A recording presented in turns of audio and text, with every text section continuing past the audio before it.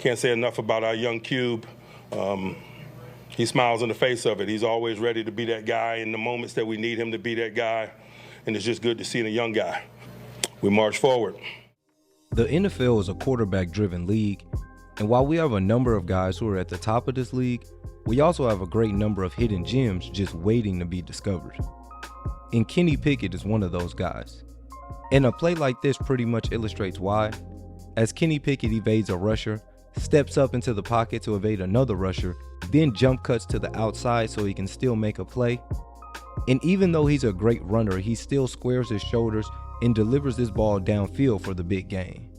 Kenny Pickett was thrusted into the lineup versus the Bills in Week 5, and even though this season was a roller coaster for the Steelers, Kenny Pickett really showed that he has the potential to be great.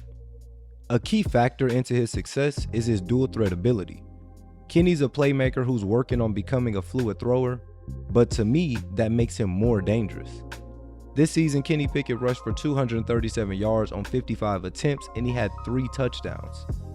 He averaged about 20 yards per game on the ground, and while that doesn't seem like a lot, it's about the pressure that he puts on defenses that allows him to make plays like this.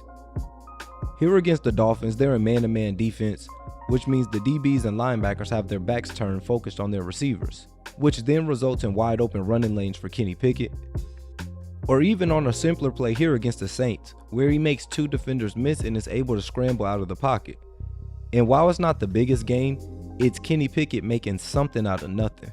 And last but not least, the third option he has is evading pressure while still making plays downfield, just as he does here against the Raiders. This is a great job by Kenny Pickett of looking off defenders and allowing his receiver time and space to get open downfield. Pickett went a respectable 7-5 as a starter, but he got off to a rocky start with his first 4 starts coming against the Bills, the Buccaneers, the Dolphins, and the Eagles. And that's asking a lot out of a rookie to come out and perform well against those teams. So as expected, the Steelers went 1-3 during those games, and Pickett threw 8 interceptions and suffered 12 sacks. But the Steelers went on to finish 7-2 from that point on, and Kenny Pickett was their clear-cut QB1. The offense averaged 20 points per game, which was good enough for 11th in the NFL during that span. Kenny Pickett also fixed his touchdown to interception ratio, going from a 2-to-8 ratio before the bye to finishing at a 5-to-1 ratio after the bye, while also finishing this season with a 5-1 record. And Kenny Pickett put together a fine season himself, completing 245 out of 389 pass attempts for 2,404 yards and 7 touchdowns. Kenny Pickett, being such a versatile quarterback, allows him to make accurate throws from various positions on the field. Pickett possesses natural instincts and instincts on the field. He has a keen sense of timing, knowing when to throw the ball, when to tuck it and run, and when to make split-second decisions that often lead to success. But the Steelers are a perfectly structured team for a young quarterback to have success with, and the gravity that Najee Harris creates also helps make things simpler for Kenny Pickett. Having a great running game practically makes you best friends with play-action passes, because you can suck the linebackers up, creating a hole in the middle of the field behind them. And there are 2 main examples I want to use to illustrate that. And this first one is here against the Falcons. You can see this play action works to perfection as the linebacker is sucked all the way down into the box, allowing space for the tight end to get open in the middle of the field. And typically quarterbacks throw this pass, but Kenny Pickett had bigger things in mind as he launches this ball downfield to Deontay Johnson for the big game. And then here, same result, different team. Instead, this time the play action pulls 3 linebackers into the box, allowing Zach Gentry to be wide open in the middle of the field without a Browns defender anywhere near him. And this time a year ago, there was talks about if Kenny Pickett's hand size would impact his ability to throw the ball downfield accurately. And after wrapping up the 2022 season, PFF ranked Kenny Pickett at number 6 this season on deep ball grades. We all know we want explosive plays when we're watching these games, and in today's NFL, the most reliable way of producing them is by throwing it deep.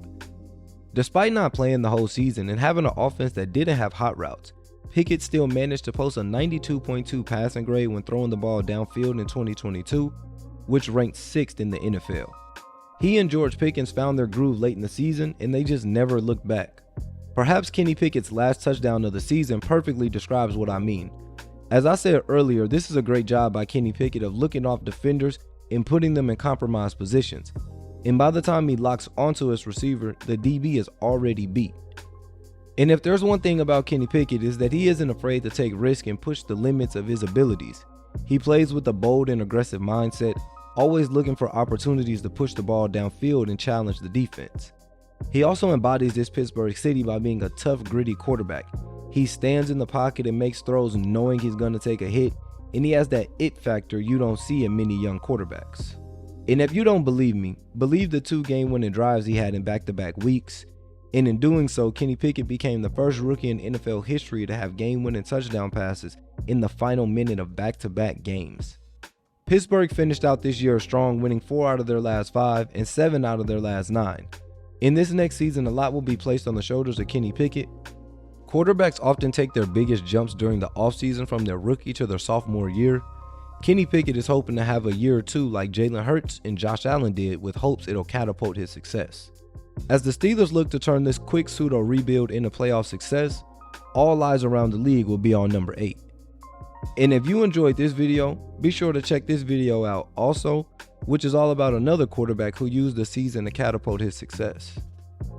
Peace.